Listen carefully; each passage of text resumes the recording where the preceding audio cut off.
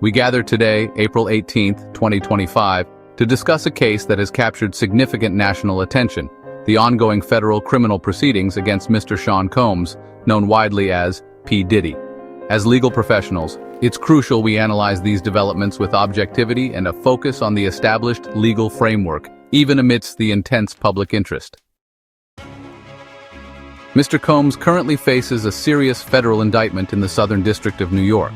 He has been detained without bail since his arrest in September 2024 at the Metropolitan Detention Center in Brooklyn, following determinations that he posed a potential flight risk and danger to the community.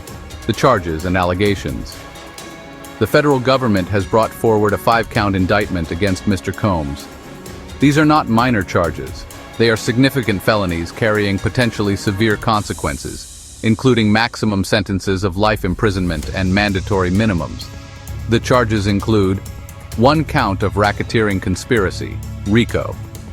This alleges that Mr. Combs headed a criminal enterprise, utilizing his business empire, his company's resources and influence, over a period spanning roughly 2 decades, from approximately 2004-2008 to 2024, to facilitate criminal activity. The alleged underlying acts within this conspiracy include sex trafficking, forced labor, violence, and obstruction of justice.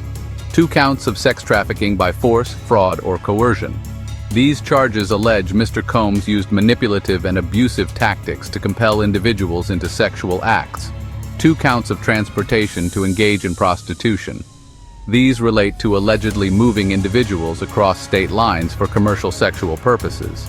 The prosecution's narrative, outlined in the indictment, paints a picture of Mr. Combs allegedly leveraging his power and status to abuse, threaten, and coerce numerous individuals, primarily women. Key allegations include drugging victims, using intimidation and physical violence, orchestrating and recording non-consensual sexual performances, termed freak-offs, sometimes involving transported commercial sex workers, and using staff to facilitate and conceal these activities. Recent procedural developments. The legal machinery is moving forward rapidly. Just today, a significant development occurred. U.S. District Judge Arun Subramanian denied a request from Mr. Combs' defense team to delay the trial.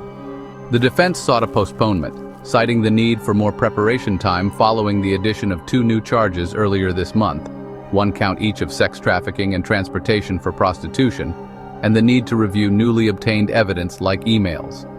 However, Judge Subramanian ruled that the request came too close to the scheduled trial date and that the additional charges, while serious, did not fundamentally alter the framework of the case presented by the prosecution. This ruling solidifies the trial timeline. As it stands, jury selection is scheduled to begin on May 5, 2025. Given the high-profile nature, this process could be complex. Opening statements are slated for May 12, 2025. Mr. Combs has pleaded not guilty to all 5 charges, including the 2 most recently added. Defense position and civil landscape. The defense, now including prominent attorney Brian Steele alongside Mark Agnifilo, maintains Mr. Combs' innocence. Their position is that the alleged sexual activities were consensual.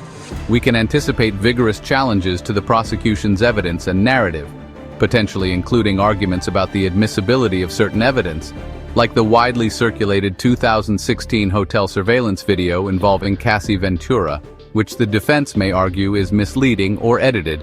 It's also crucial to distinguish the federal criminal case from the numerous civil lawsuits filed against Mr. Combs. Over 120 individuals have reportedly accused him of sexual misconduct in separate civil actions, seeking monetary damages. While Mr. Combs settled the high-profile suit brought by Ms. Ventura, and some other suits have faced procedural hurdles or dismissals, like one recently dismissed due to the plaintiff not refiling under her real name. These civil matters are legally distinct from the criminal trial and do not preclude criminal prosecution.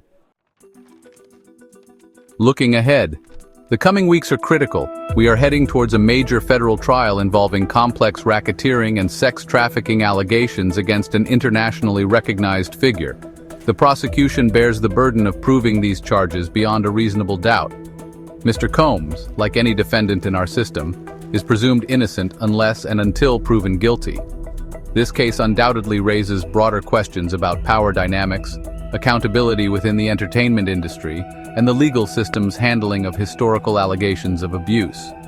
The trial's outcome will have significant repercussions for Mr. Combs personally, and potentially for how such cases are viewed moving forward. We will continue to monitor the pre-trial proceedings and the trial itself closely, focusing on the legal arguments, the evidence presented, and the application of the law. Thank you.